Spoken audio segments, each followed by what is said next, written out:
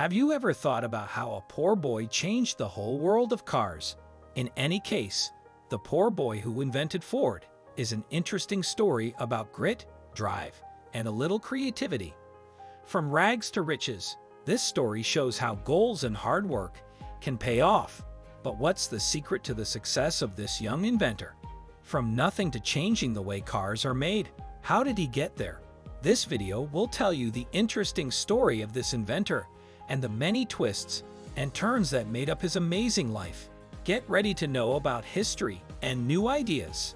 Henry Ford, born in 1863, was a technical genius who never finished high school, but went on to make the most important car in the world.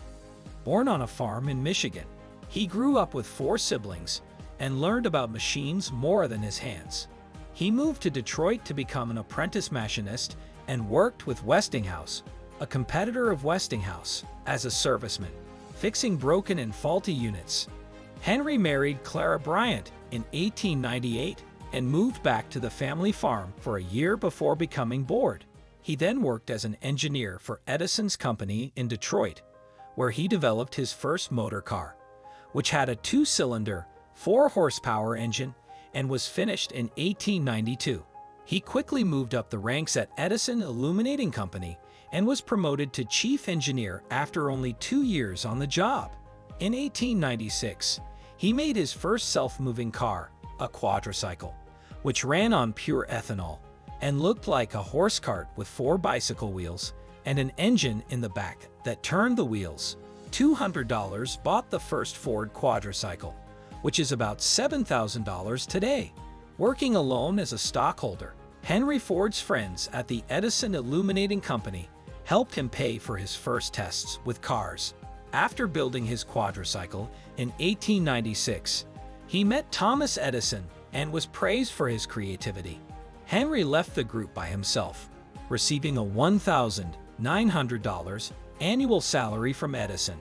However, Henry felt it was a big risk and needed more money invested than he had saved.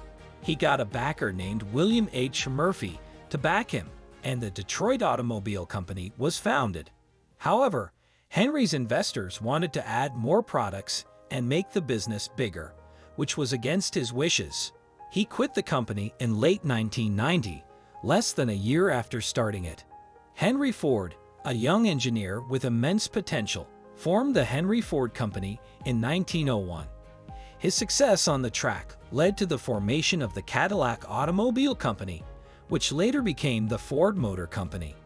The company was initially started by bike racer Tom Cooper and produced the Ford 999, a car with a 100-horsepower engine. Alexander Malcolmson, a wealthy coal dealer from Detroit, became interested in the 999 after it won the Manufacturer's Challenge Cup.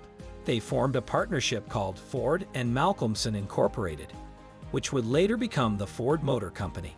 Despite their success, problems began to arise within the company. Henry Ford got into a fight with stockholders over the future of the company after his close partner Henry got into a fight with Malcolmson. He managed to get John Gray and other investors to back him up and plan an attack to force Malcolmson out of the company. Malcolmson had to give Henry his shares because he was going to die later that year, making Henry Ford the clear leader of his company for the first time. Early funding for the company was given in 1903, but it depended on the success of the Ford Model A. The Model A had 2 cylinders, 1606 cc, weighed 1,200 pounds, and could go as fast as 28 miles per hour. Ford had to make more than 12 and a half models over the next few years to find the best one for customers. Henry Ford's assembly line was a key technological innovation that made things cheaper and more efficient. The Model T Ford took this concept to a new level, with 84 different steps in the process, but only training workers for one of them. Frederick Taylor, a consultant in movement and industrial efficiency, broke down every part of the workplace in a way that made it work like a science. As production speed increased, it took only 90 minutes to put together a brand new Model T. Henry Ford, the founder of Ford, revolutionized the auto industry By introducing new ways to work and improving working conditions, he introduced a 40-hour, 5-day workweek, which increased productivity and allowed employees to afford to buy their products. This strategy led to Fordism spreading to other fields, with the Model T becoming one of the best-selling cars of all time. The company's capital surplus reached $60 million, equivalent to $1.6 billion today. However, Henry Ford's vision clashed with the interests of his stockholders, who were against his plans to invest in new plants and end special payments. The Michigan Supreme Court agreed to pay them $19 million in rewards, which is now worth over $224 billion today. Henry had to borrow money to get the money, and his entire net worth depended on the business.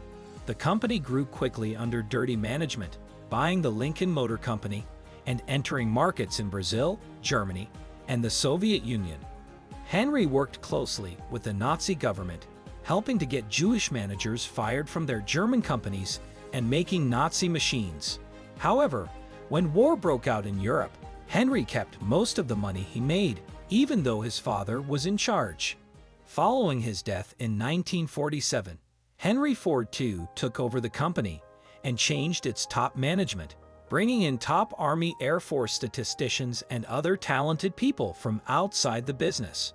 Under this guidance, Ford aggressively grew and became a major player in the world's economy, releasing the famous 1949 Ford and the GT40 to increase its involvement in motorsport. The next generation Ford, which went public in 1956, raised $7 billion when it went public in 1956. In 1987, the company wasn't run directly by the family. In 2003, next generation Ford turned 100 years old, and the company has since gone through a major reorganization that includes merging with another company, cutting jobs, and choosing products more carefully. The Ford Motor Company is now worth about $125 billion and will make $17 billion in 2021.